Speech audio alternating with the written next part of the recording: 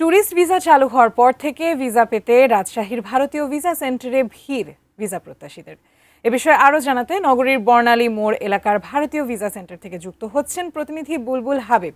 বুলবুল, প্রায় দীর্ঘ ২ বছর পর আবারও ভিসা চালু হওয়ায় ভিসা সেন্টারে ভিসা প্রত্যাশীদের ভিড় কেমন দেখছেন সে বিষয়ে আমাদের জানাবেন।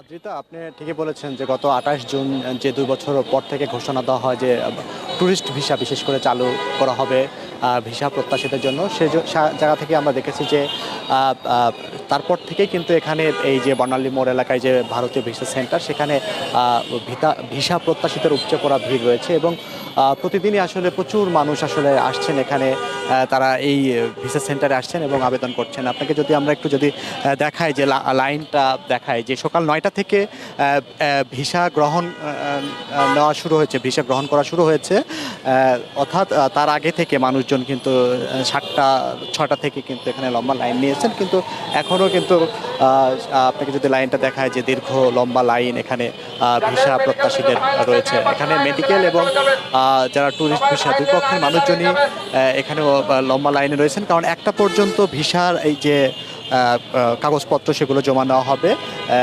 সকাল ৯টা থেকে ১টা পর্যন্ত কাগজপত্র জমা নেওয়া হয়, এরপরে ২টা থেকে ৪টা পর্যন্ত যারা তাদের ভিসা যারা পাবেন তাদের ডেট দেওয়া আছে, তারা সেই সিরিয়াল মেনটেন করে ভিসা নিচ্ছেন। অর্থাৎ এই যে লম্বা লাইন, মানুষজনের ভিতরে আমরা দেখতে পেয়েছি এক ধরনের উচ্ছ্বাস যে ভিসা চালু করাতে তারা আসলে সন্তোষ প্রকাশ করেছেন। এখন যেহেতু সব কাগজপত্র জমা দিচ্ছেন আজকে, তারপরে তাদেরকে টোকেন দেওয়া হবে, টোকেন দেওয়ার পর কবে তারা ভিসা পাবেন সেই বিষয়টি আসলে তাদেরকে সেইটা SMS এর মাধ্যমে জানানো হবে এমনটি বলেছেন। তো যেহেতু এখানে বেশ মানুষজন, একটু যদি আমরা কথা বলি যে আপনি আসলে কি ভিসা নেওয়ার জন্য ওয়েট করছেন, কখন থেকে অপেক্ষা? আমি ট্যুরিস্ট ভিসা নেওয়ার জন্য ওয়েট করছি, প্রায় 2 ঘন্টা হলো। এমনি কেমন মনে হচ্ছে যে ট্যুরিস্ট ভিসা চালু হলো 2 বছর পর? হ্যাঁ, আমরা তো 2 বছর ধরে অপেক্ষা করছি, কারণ আমরা তো ঘোরা বলতে গেলে ইন্ডিয়ায় বুঝি, আর ইন্ডিয়াতে গিয়ে আমরা স্বাচ্ছন্দ্য বোধ করি, কারণ ইন্ডিয়া আমাদের পার্শ্ববর্তী দেশ, প্লাস সব কিছুই ওখানে আমরা অনেক অল্প খরচে পেয়ে যাই, বা ঘোরাফেরাটা আমাদের অনেক সহজ হয়, যে কারণে আমরা ইন্ডিয়ার ট্যুরিস্ট ভিসার জন্য অপেক্ষা করছি। খুলছে, এটা আমরা অনেক অনেক ধন্যবাদ হাই কমিশনারকে, তাদের এই ভিসাটা দেওয়ার জন্য অসংখ্য ধন্যবাদ।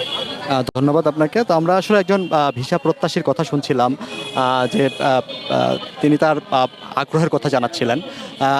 আমরা যদি আপনার কাছে একটু যদি জানি যে আপনি মেডিকেল না ট্যুরিস্ট ভিসা কী জন্য দাঁড়িয়েছেন? মেডিকেল ভিসার জন্য। এমনি সব মিলে কেমন মনে হচ্ছে? সব মিলে তো খুব ভালো মনে হচ্ছে না, এই তো ভোগান্তি, অনেক ভোগান্তি।